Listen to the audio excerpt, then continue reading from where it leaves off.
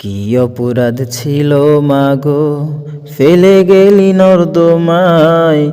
অবুঝ বলে কুকুর এখন কামড়ে কামড়ে খায়।